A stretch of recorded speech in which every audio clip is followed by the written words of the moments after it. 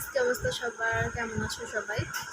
তো ফাইনালি অপেক্ষার পর কালকে হচ্ছে গিয়ে চামরাগ বললেই চলে, আমি এটাকে চামরাগ বলি। কালকে হচ্ছে গিয়ে চামরাগ, আর পরশুদিন হচ্ছে গিয়ে শনিবার ঈদ। আমি অনেক বেশি এক্সাইটেড, কারণ এই ঈদটা নিয়ে আমি অনেক বেশি এক্সাইটেড থাকি। কারণ হচ্ছে গরু, আর গরু আমি বাসায় দেখি, মানে আমার নানির বাসায় গরু থাকে, গরু দেখি। আমার নিজেদেরই গরু আছে, তো ওই গরু দেখার কোনো মজা নাই, আমি মজা পাই না ওই গরু দেখে কোনো। মানে কোরবানির গরু দেখার অন্যরকম একটা মজা থাকে, মানে কখন আনবে এক্সাইটেড থাকে মনের মধ্যে, যে কখন আনবে আর কখন দেখবে, এরকম একটা কিছু থাকে। তো আমি সব সময় হচ্ছে গিয়ে মানে কোরবানিটা বেশি এনজয় করি, আর রোজারি দাম অত বেশি মজা পায় না। মানে দিনটা গেলেই আমার ইচ্ছে, এরকম একটা কিছু। দিনটা গেলে ইচ্ছে, আর কোরবানিটা গেলেই হচ্ছে পরের দিন বাড়িতে যাব, 10-12 দিন যে থেকে আসবো, তারপর আবার অপেক্ষা গ্রহ, আবার কবে হচ্ছে গিয়ে ঈদ আসবে, রোজা আসবে, আবার সেই 26 সালের জন্য অপেক্ষা করতে হবে। এটা আমার মানে প্রত্যেক বছরে আমি অনেক বেশি হ্যাপি থাকি যে কখন হচ্ছে ঈদ আসবে।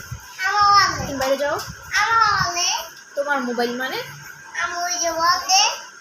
আমার মোবাইলটা ওর মোবাইল বানায় ফেলছে, মানে কি একটা পোলা পাই নেই, যুগের পোলা পাই কিছু বলো নাই। বাইরে নিয়ে যাবে তুমি?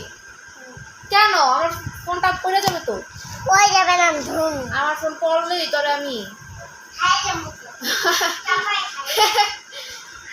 তো যাই হোক, আমি একটু নাচলাম, মানে খুশির ঠেলায় আমি কী করবো বুঝতেছি না। আমি একটু মানে খুশি হয়ে গেলে আমি একটু নাচানাচি করি, তো বাসায় গান ছেড়ে আমি নাচানাচি শুরু করে দিয়েছি। আইলাইনার দুটার ম্যাচিং হয়নি, তো আমি জানি এদের দুটা মিলে নাই, আমি এমনি দিচ্ছি একটু শখ করে। আমি